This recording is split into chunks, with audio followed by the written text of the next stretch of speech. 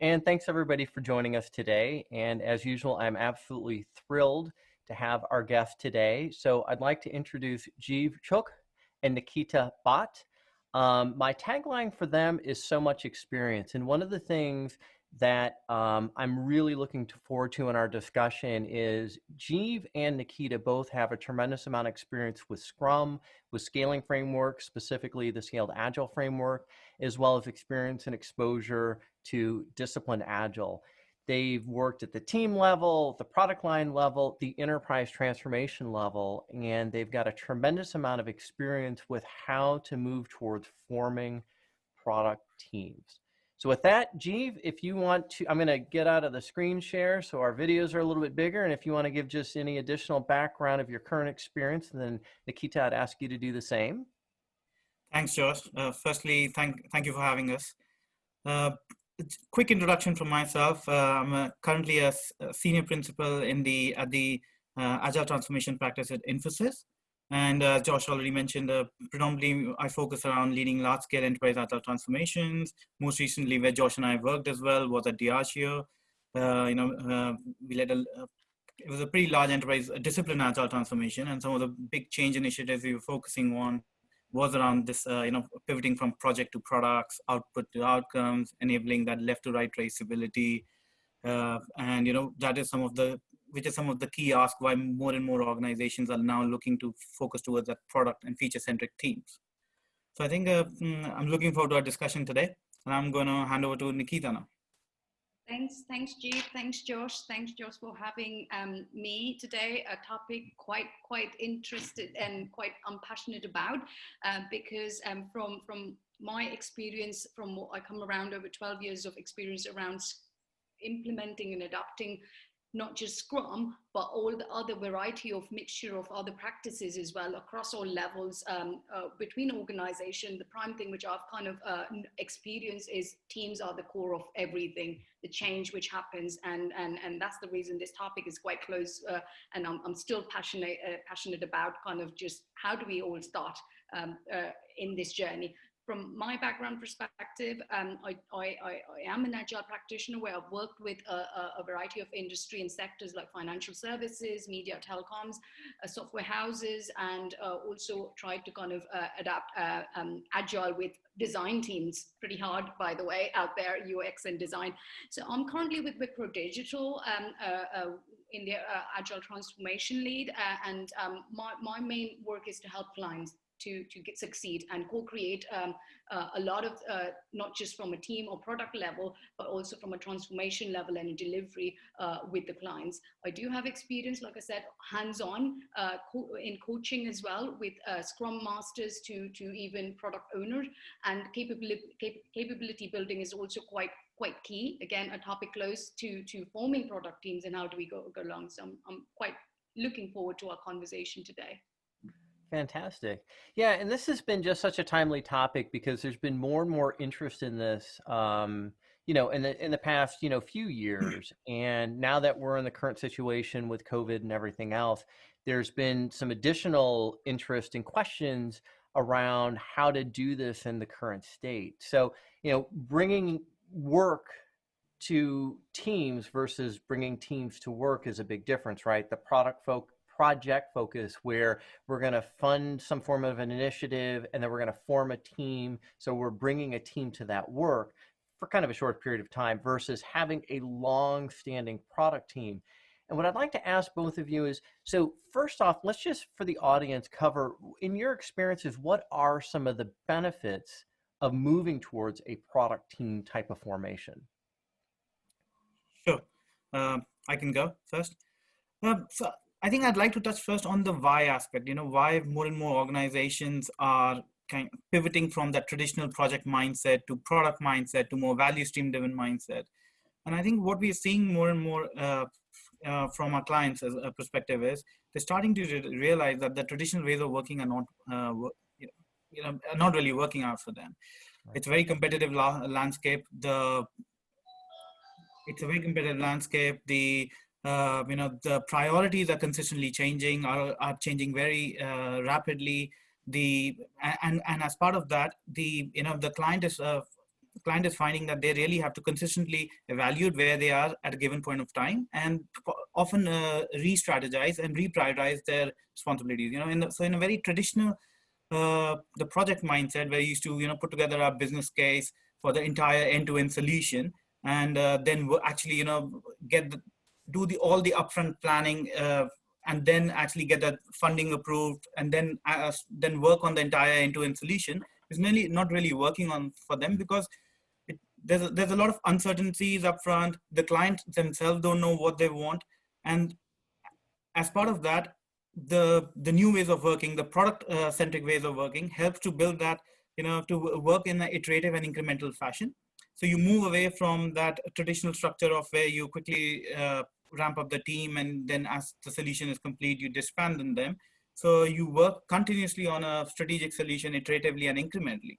And that gives us an opportunity to evaluate on a regular basis if, as we are delivering iteratively, if it's in line with the customer as well, it's in line with what the client asks, and to pivot if that's not, if it's not, to because we're getting we continuously learning from the customer feedback. Right. And the only other thing I'd add is, as part of this, clients are realizing that they really need to pivot and become more customer focused, and more have that business outcome lens, rather than very much that very solution focused lens that they've had in the past, and how the organizations have been structured. So yeah, so I think it's that, the business outcome mindset, the customer centricity have been some of the key benefits and the drivers for clients pivoting from the traditional ways of working to more products. Yeah, and it's obviously not easy to do that, because there's a lot of things that need to be considered. Vendor management, what types of support do you have, if you've got contractors in place, and how are you going to have contractors providing resources over this long period of time? So Nikita, I'll ask you, in the current day, with everybody working remotely, or at least still a large percentage of everybody across the globe, what are you currently seeing in your day in, day out activities with your client engagements to help with this, or the challenges that you're trying to overcome? So interesting question, because that's exactly, or with one of my client work right now, I'm facing, where we're forming teams, not just one team, but multiple teams, and all during lockdown. And teams which have various skill set, teams who are with various domain knowledge within that banking sector, and teams who have been with the bank for a long time, and teams or members who are not being a part of that whole journey. So to kind of really empathize that situation, not everybody is being onboarded at the same level. And also in terms from a challenge perspective, when things like this happen, it's all face-to-face always makes it better.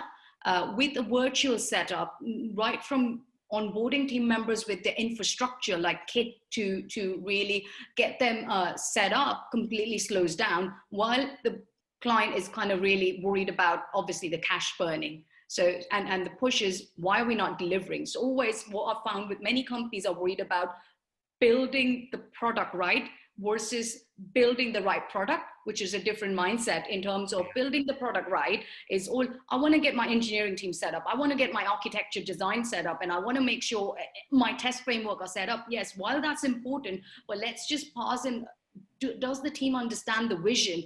Do we really know where we stand? And that's where I would say the inception phase, which again, going back to some of the things which I've kind of picked on DA, and that's really been helpful, some of these things in terms from a process perspective. What do I have to do things differently? Because from a challenge perspective, communication is key, alignment is key, and with a group which is probably 30 plus, again, still a small group versus a scaled agile where you'll have 100, 150 people team trying to align. We're mobilizing 2 teams at the moment, 3 teams at the moment, and then kind of scale up. The plan is to scale up in a couple of months of time, and things are not going to change from us being either working from home or elsewhere. So challenges in terms of even kind of team coming together as actually a team, and also engagement has been quite poor as well. How do we really deal with these things is quite different from either from a coaching perspective, or even for Scrum Masters who may not have an experience in dealing with things like this, or even the team members who have been in quite a different, oh, I'm new, I don't know, I'm lost. It's natural that the forming stage is a bit of a chaotic and confusion oriented, but it's still, how do we manage it to kind of make them to kind of go to storming to high performing team is where I'm kind of currently seeing a lot of those challenges with kind of not having that face-to-face interaction, and also not being able to be in the same room trying to kind of have a workshop, trying to kind of really put things right out there visually. So those are some of the challenges which I would say, just to name a few. Yeah, I mean, for the team, I mean, that's, some of this stuff is just so well known, right? I mean, as far as what it takes to form any type of a project team or team, especially when you're focused from a project, a very short term, a relatively short term perspective. But understanding the technology stack, understanding the business domain, getting to build relationships not only within the team members, but within the organization. And like you said, I mean, there is a lot of focus on building the product right. But we also need to make sure we're building the right product, and we also need to make sure we're building the product quickly, right? I mean, smaller batches, having the team really understanding how they're able to deliver value faster, and then being more receptive to getting that feedback and doing something with it, more informed decisions, right? That's one of the other things that I often see with these product teams is there is more shared ownership in the product, because you're going to be working on it for a long period of time versus maybe we're going to take some shortcuts. We're on a project. We want to make sure we can get the next project work. So we might take some shortcuts, introduce some, technology debt. We might end up maybe not hitting as much of the business value as we could because we know we're going to be doing this for a short term. And if we deliver something quicker, we might be able to get the next quantity of work. So yeah, sorry. To that, Jeev, is what I found, what is currently helping the client teams which I'm working and coaching them is really spending time in smaller groups, trying to kind of collaborate better, kind of trying to be more creative about how we manage that. Because forming a team, definitely, as you mentioned, no matter whatever, wherever they are, virtually distributed or kind of co-located, is a challenge in itself. With this additional kind of, hey, we don't have the right tooling to even collaborate. Like, for example, one of the feedback which we have, we want to pair program, but imagine in this kind of way, if we don't have the right tools to pair program and we're just starting out, it's a costly activity. How do we kind of mitigate that, and how do we really still keep that? It's a best practice, and how do we continue and we facilitate in doing things like that, or even kind of reviews or anything else, which again, their new team, they may not have prior agile experience, versus there are some kind of coaching element required. So again, smaller. And the focus there is, again, I go back to kind of forming of the team or inception. Spend time, do not rush in terms of mobilizing the team to kind of execution phase, or even kind of pressurizing them for delivery. Take time to kind of build the team in terms of forming them as a team with the values, with the principles, with the working agreement, whatever the ways of working which the team believes, and it's going to evolve. It definitely is going to evolve, and that's the job which becomes quite prime for, I would say, not just the leaders of the team, but the people who are helping drive the product owners, the scrum masters, the coaches, and even your team eventually would self-organize with that kind of mindset change. Yeah. And what I've seen in my experience as well, that the entire discipline agile delivery life cycle, especially, and we are talking about forming teams, that inception phase, the toolkit really accelerates the value realization. There's a lot of experience, that has been put, and the way the process goals have been structured, the decision points and the guidance around each one of decision points in line that you can apply in line with your context really helps us to clearly understand, in that inception phase, what are those key goals that you're looking for, whether it's forming team, aligning with the enterprise, overall putting together a release plan or strategy, aligning on an overall common vision. It lays out in a very structured format, and that has helped me, at least me in the past, when we are actually forming those teams, to have that as a guidance, as a toolkit. Otherwise, I think what happens is, if you look at a Scrum framework, where there's only a construction phase, then organizations try and look to come up with their own ways of working in terms of forming that inception sort of a phase. And often that will takes a lot of time. But I think DA toolkit has really accelerated that aspect of it.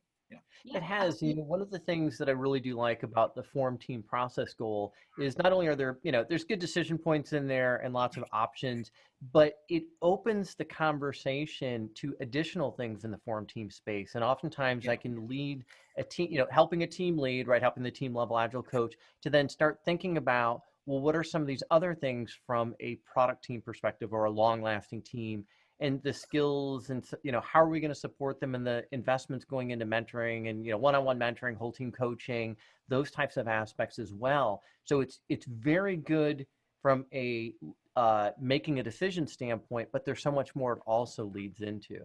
And Jeev, we've got our first question from Mohammed, and Mohammed is asking, how do you work with finance to be able to get long-lasting teams, or the continuous burn rate that you need to support teams versus a project funding? And I'll start with Jeev, just because I know you've done we did a lot of work together at Diageo on this, but Nikita, then also want to hear what you're currently doing. Sure. Yeah. No. That's a very good relevant question as well.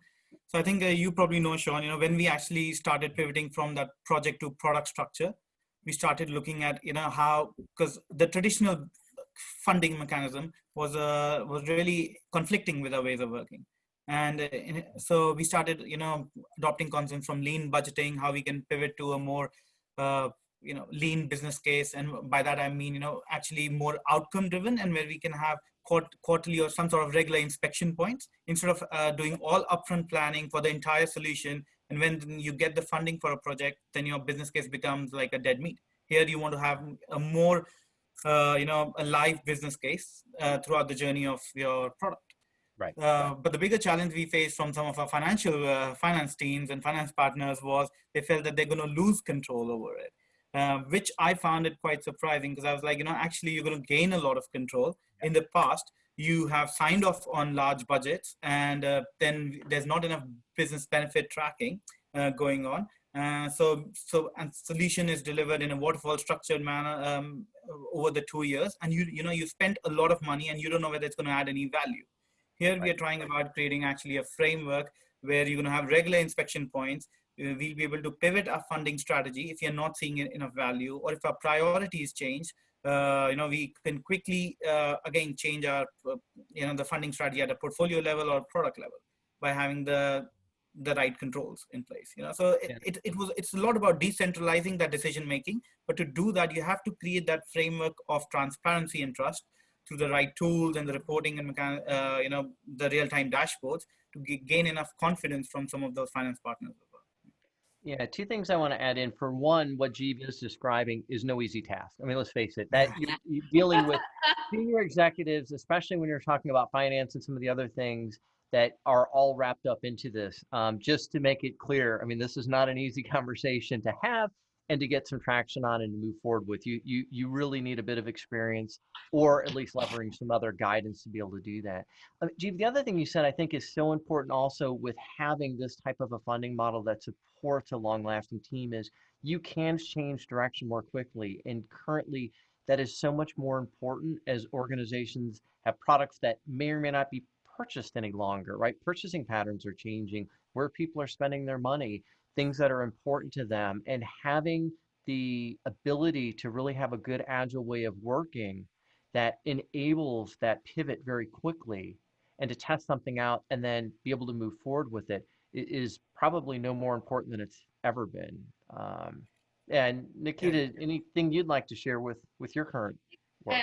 Shortly, again, going back to the point I was making, a shift from intensifying teams or incentivizing teams to get the product out of the door versus actually seeing the value. And that all happens when the accountability is given to the teams to make decisions. And that sometimes with the traditional financial model where things are signed off quite top down, and we're kind of working to what has been set, and we're just churning the wheel in terms from a delivery point of view, is becoming limited. So no matter how high performing and a perfect product team you become, sometimes in my experience, it is that it all boils down to what decisions are made top down, and these funding patterns often with large companies are still not kind of changed. the way it's quite traditional. So that outcome focused, value driven, and even though we kind of change not from the business and engineering point of view, but we need to kind of really bring that element from a finance perspective would be quite key in my experience. Yeah, and so within DA, one of the things that I also really like is, we've got these process blades, and the process blades there's one for finance, there's one for vendor management, which also gets into procurement, and there's guidance within those to help with these types of situations where it sounds great to move to long-lasting or product teams, whatever name we'd want to put, but it's not so easy in practice when you have a lot of complexity within an organization. And again, the types of contract vehicles that are in place and the types of cultural things that we need to get through. And so no matter what, it's always going to be challenging, but that is something that I feel is a bit of a differentiator with DA, is that we're able to see that there is some starting points for guidance to have those conversations. I've got another question from Claire, and Claire is asking, product teams sounds great. Most of the time, nobody would probably challenge that, but what in your experiences are some of the detriments to having a long-standing team?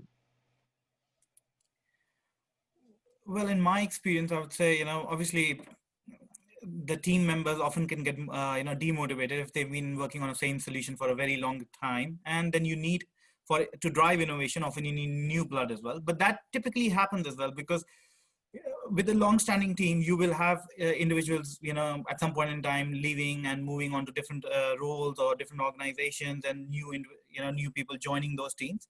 But the benefit is that you still maintain overall the knowledge in that team, because whereas in a project team, you completely disband the team, working on a solution, and you initiate a new team which might not have the knowledge around that solution. Whereas here, individuals will leave over the period of time, and new blood will come in, but you still are able to manage that, the overall knowledge sharing, knowledge within domain knowledge within that team. Yeah, I would say.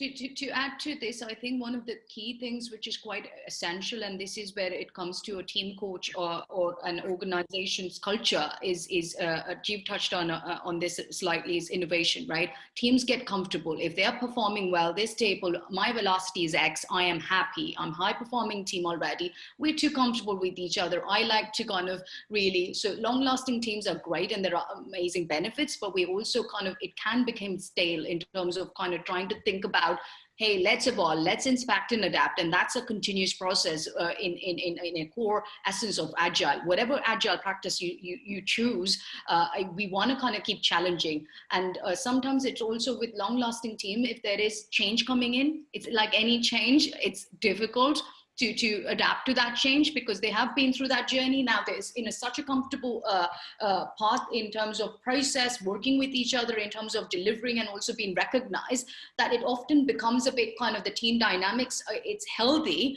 but again, that becomes the reason I say it becomes a part of the coach's job to make sure things are being keep going, and the keeper of the process across from a value perspective is also not kind of ignored for long-standing teams. Yeah, that continuous improvement aspect where you do become with a bit of complacency, where I mean, you're performing well, you've been performing well for a while, and there's a less desire, or sort of that burningness to continue to improve. The other thing I'll also say that I've seen in organizations that have started to move more towards these long-standing teams is because they've been together for a while and they have made some pretty good progress. Other teams that are brand new in the organization that are going to start their Agile journey sometimes try and mimic what they're currently doing. And jumping right into some of the practices or techniques or possibly even the life cycle that they've chosen is not going to be the right fit for them. So we need to also balance and have a good awareness that as you're doing this, teams have to grow into what's going to be their best way of working, or sort of, again, if we're looking at DA, their instance of DA, and to not just use as a template for adoption what a very long-lasting, high-performing team and all the things that have happened along the way that they're not aware of. Yeah, no, absolutely. And again, going back to when I learned about DA, and I've been practicing about DA, is also the principles about enterprise awareness, the context counts, and being pragmatic is quite key. And I keep reminding the teams and the scrum masters and the coaches as well, is like, we need to be kind of co-creating and learning and adapting, but we need to be pragmatic about, we just don't just copy, or team X did something and I'm going to be building my team based on that. Every journey is a bit different. So yeah, great point, Josh, in terms of what you mentioned. Do not copy just the ways of working. Their situation, their context may have been different to what your context is. Yeah. And we're getting kind of close on time. So what I'd like to do is I'd like to ask both of you to just maybe take a minute and provide like one or more of the best tips you could give for organizations or people in attendance that would be looking to move to a product team. Like, what would you recommend as a good starting point? Sure. From my perspective, I think it would be focus on the why first. What are the drivers? Why do you want to pivot to a product team? Often, we start doing it because other organizations are doing, and there's also a pressure. We want to do something different, but it's important to understand. And I've seen there's a lot of trend. Either organizations are pivoting to a product structure, or some of them are calling it a value stream structure, pivoting to a value stream structure. Yeah, but I think whatever operating model you choose, the key is to understand your why and what are the benefits in it for yourself. And from my perspective, some of the key drivers I've seen is always around that customer centricity, to be able to rapidly work in line with the fast, the changing priorities, to adapt to the changing priorities, and to get that from the business perspective, getting that transparency and visibility in terms of the work that's happening, that outcome focus, which is currently felt that a lot of these agile transformations have been very much technology led in the past, and that's where they've not managed to sustain, and where we've seen they haven't managed to stick as well, because we haven't managed to establish that one team mindset. Often those product owners, the product managers are coming from the business, and if they have not, if we haven't managed to kind of build that, shift them to that growth mindset, that agile mindset, it often becomes a big challenge. So I think focus on it holistically, not just from the technology lens, the overall organization perspective, and focus on your why. Yeah. Excellent. Nikita? The great points covered, Jeev, out there. Focus on the why, and I'll probably add another tip to that is the how element, right? Because often the how is like, oh, it's all easy. We're just going to apply a certain methodology, or we'll do Scrum. It's easy. It's prescriptive. Let's go about kind of starting our journey, and let's create teams. But the context again matters, right? Why are you creating the teams, which is what Jeev mentioned. And from my perspective is also, it's all about people in terms of what support you're giving that team to form. I touched upon this earlier on as well. Take your time to form your teams.